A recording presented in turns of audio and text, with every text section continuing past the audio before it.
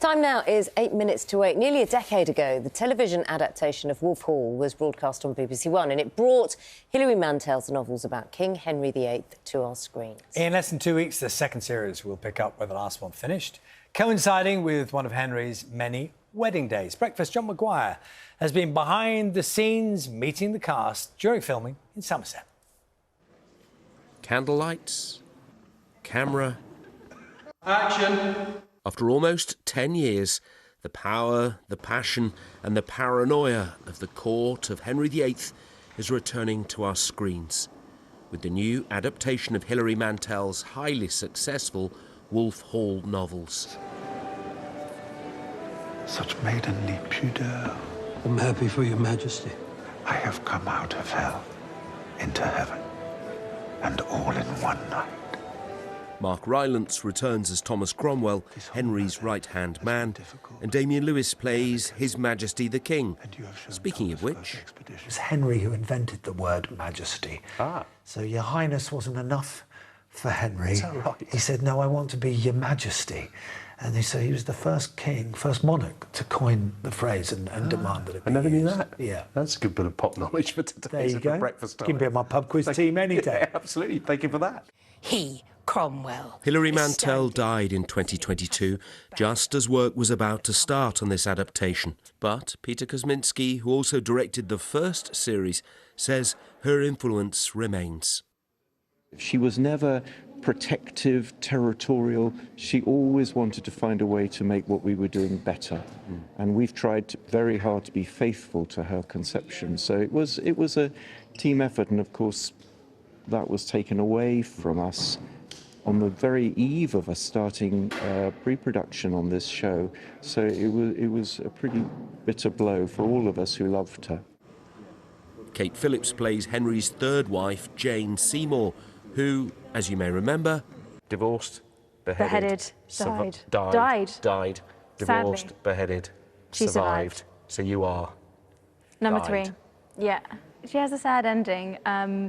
I presume it could have been a lot worse, but she survives 18 months of marriage with Henry.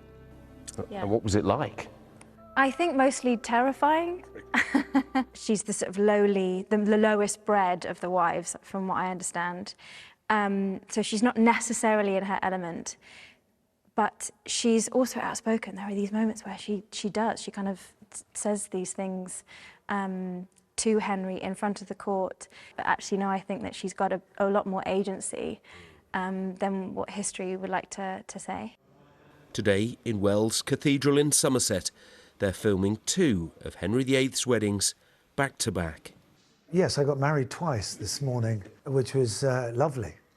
This young girl marrying this bloated, now at this point of his life, 45-year-old man with this limp. 45 years old was the average life expectancy for a Tudor man. But Henry still presented himself in this sort of imposing way, but he was old. He was old. She was 20 years younger, and the rest.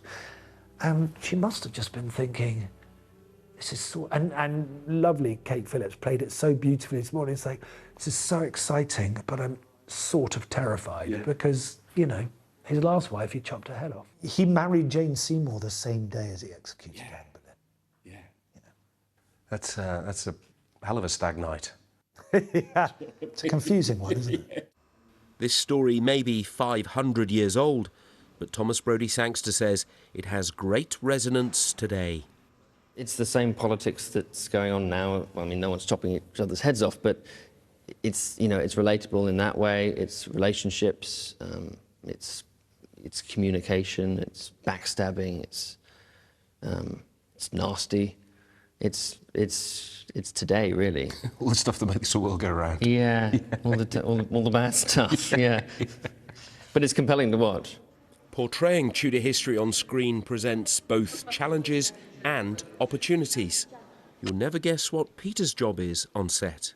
With Tudor, and as you get later on, it becomes more and more definitive and easier. There are more written sources.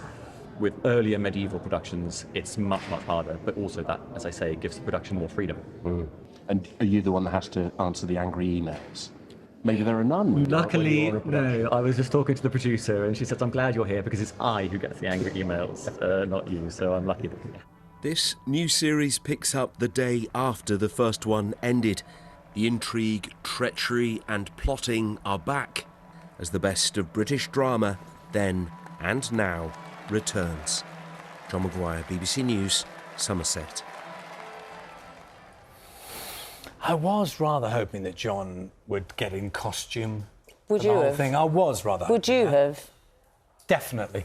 Absolutely. Just to get in the spirit of it.